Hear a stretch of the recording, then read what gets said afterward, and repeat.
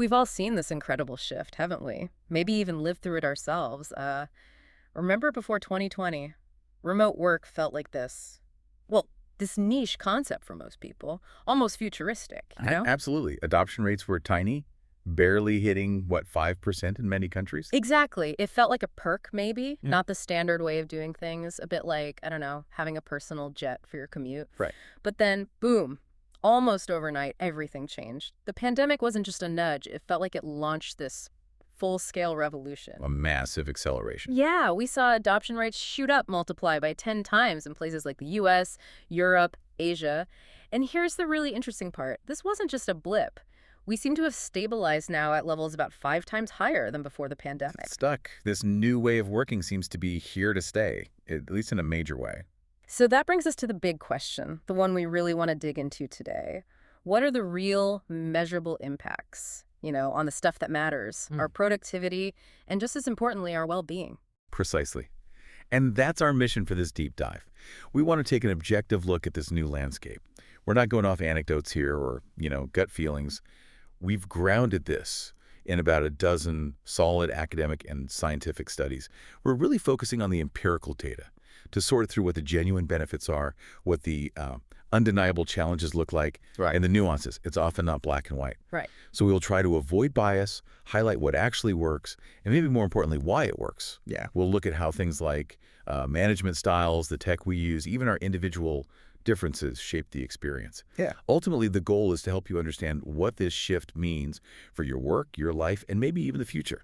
Okay, let's unpack that initial shift first because the speed was just, well, astounding. We went from less than 10% adoption in many admin roles to suddenly over 30% in developed countries, almost instantly. Yeah. How did that happen so fast? Yeah, how did it happen? What made the pandemic such a powerful catalyst for permanent changes, not just a temporary blip? It's fascinating because, in many ways, the technological foundation was already there, mostly.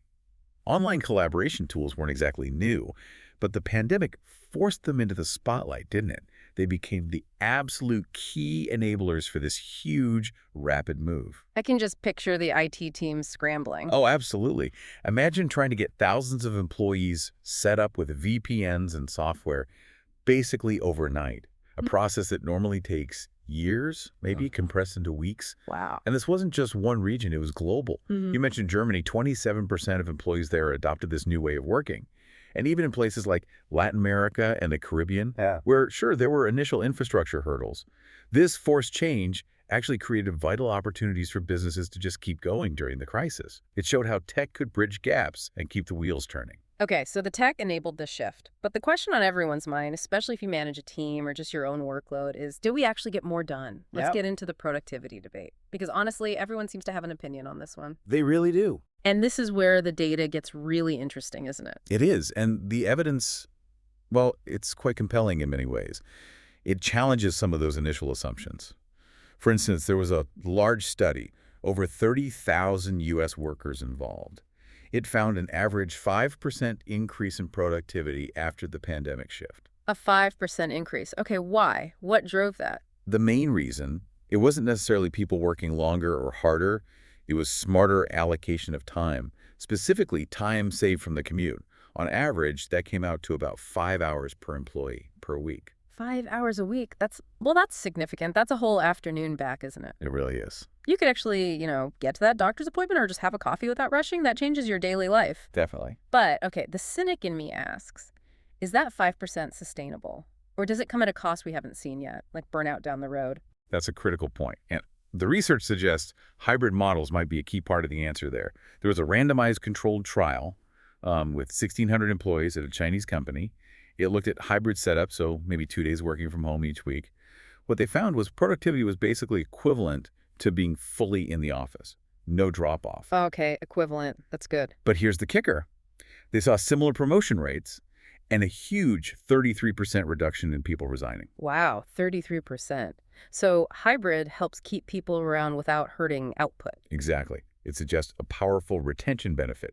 And it gets even more interesting when you layer in company culture. Another big study, this one looked at 1.3 million employees over 4 years in companies certified as Great Place to Work. Okay, so likely high-trust environments. Precisely. And in those high-trust cultures, productivity in remote or hybrid settings wasn't just higher, It was up to 42% higher. 42%, that's huge. How? Well, the researchers attributed it to things like greater cooperation, more adaptability, basically an empowered workforce feeling trusted. Right, trust makes a massive difference. And then if you zoom out to the bigger picture, remote work has these macroeconomic benefits too. It opens up labor markets. Companies aren't limited by geography anymore. You can hire talent globally. Plus, there's an environmental angle where potential reductions in pollution, maybe around 10%, which indirectly helps cognitive productivity too. Fewer cars on the road, cleaner air.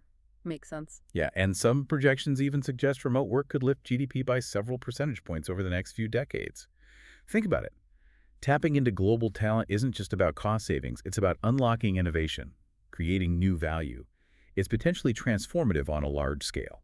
Those are some seriously optimistic figures, a potential new era of efficiency. But, reality is usually messier. Always. What does the research say about the flip side? When does remote work not boost productivity? When might it actually slow things down? You're right. It's definitely not a magic bullet. One size fits all doesn't apply here. We see challenges, particularly in tasks needing really intense, spontaneous collaboration. Think some parts of the IT sector, maybe R&D. Some studies actually observed a 20% decrease in productivity in those scenarios. A decrease, even if people were working more hours. Yes, even with a reported 30% increase in hours worked in some cases. The thinking is that the lack of easy face-to-face interaction, those quick hallway chats, it leads to longer, more formal coordination times when everyone's remote. It can create friction. So the type of work really matters. Hugely. And the tools available matter too. In places like Peru and Chile, for instance, remote work boosted individual productivity in sectors like insurance or services. But if the teams didn't have the right collaboration tools or strategies, their team productivity could actually drop. So individual focus might go up, but teamwork suffers without the right setup. Exactly. The international research seems to be converging on a kind of sweet spot, suggesting maybe 2 to 3 days a week of remote work maximizes productivity for many roles. Finding that balance, then. Interesting. Okay, so we've talked output, efficiency, GDP, but what about us, the people actually doing the work? What about our stress levels, our happiness, that tricky work-life balance? These are just as crucial, maybe more so. What's the well-being story? Well, on the positive side, the impacts here are often very clear and quite personal for many people. One of the biggest wins, and I bet many listening can relate, is cutting out the stressful commute. Oh, yeah, that daily battle. Often cited as the most stressful part of the day for a lot of folks. Removing that has knock-on effects. People report getting, on average, about half an hour more sleep per night. That alone is huge for mood, focus. Absolutely. More sleep is always good. And generally, people report higher levels of happiness with the greater flexibility. There was that 4-year study again. It found remote workers reported 31% engagement. Compare that to only 19% for purely in-office workers. That's a big gap in engagement, feeling connected and motivated, basically. Right. And it's not just about general happiness. This way of working offers significant benefits for certain groups. Women, people with disabilities, it can really help with balancing family responsibilities, for example. Studies suggest it helped increase the female labor supply by about 2%. Opening doors for more people, that's important. Definitely. And remember the high-trust workplaces. 81% of employees in those settings describe their remote or hybrid workplace as psychologically healthy. 81% compared to what in traditional settings? Only 45%. That's a huge difference in just feeling supported and mentally well at work. Okay, those benefits sound really transformative. Less stress, more sleep, more engagement, better psychological health. Sounds great. But I have to ask, is there a catch? Where does it go wrong? Are there risks to our mental health or social ties, especially if you're fully remote? That is precisely the other side of the coin.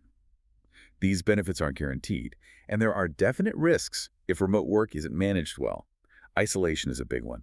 Burnout, too, particularly in fully remote setups if there isn't strong organizational support and intentional effort to build social connection. Right, you lose those spontaneous office interactions. Exactly. And the blurring of boundaries between work and home life, that's a major challenge for many.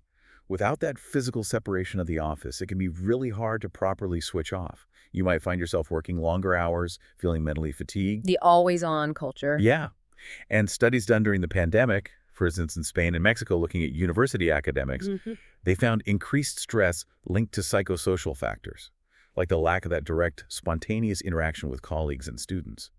And without deliberate strategies to foster connection, you definitely risk lower social cohesion in teams.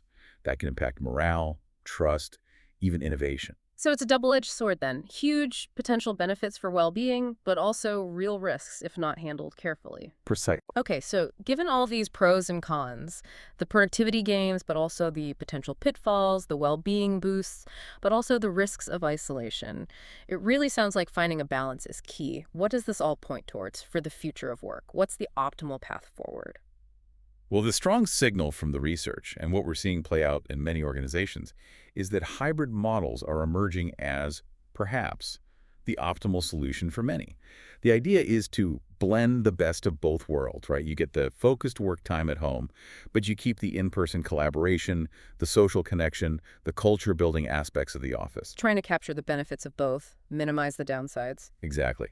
But again, the specific impact still really depends on things like management approach, the technology available, the type of job. Companies definitely see benefits like potential cost savings on real estate, access to wider talent pools, employees gain autonomy, flexibility. But there are still hurdles. Oh, absolutely. We have to acknowledge things like the persistent digital divide, especially in developing regions.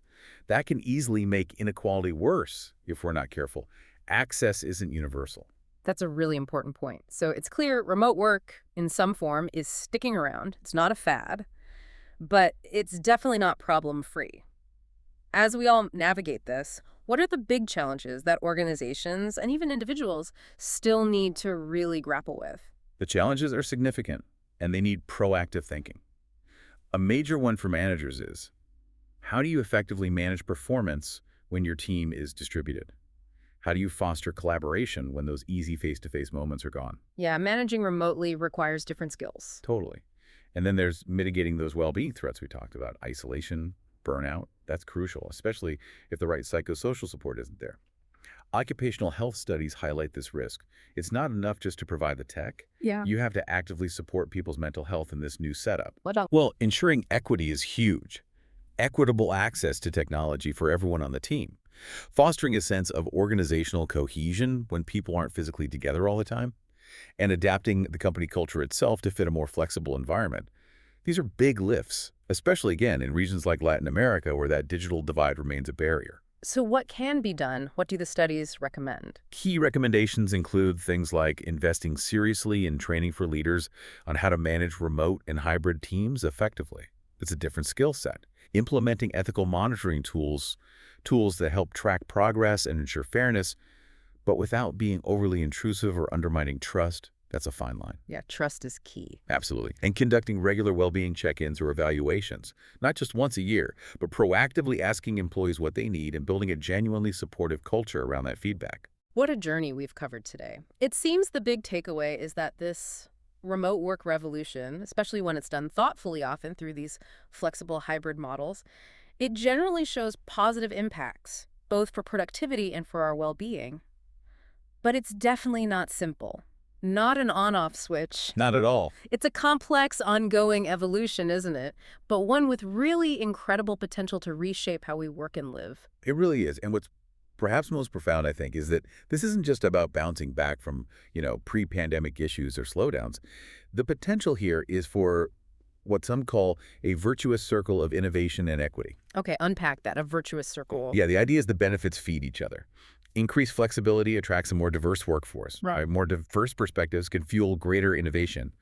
And creating a more level playing field through remote options enhances equity. These things can reinforce each other in a positive loop. That's a powerful idea. And consider this final thought, those macroeconomic projections we mentioned. Estimating remote work could lift GDP by 5% or even more in the coming decades. That positions this shift not just as a trend, but as potentially a true pillar of the future economy.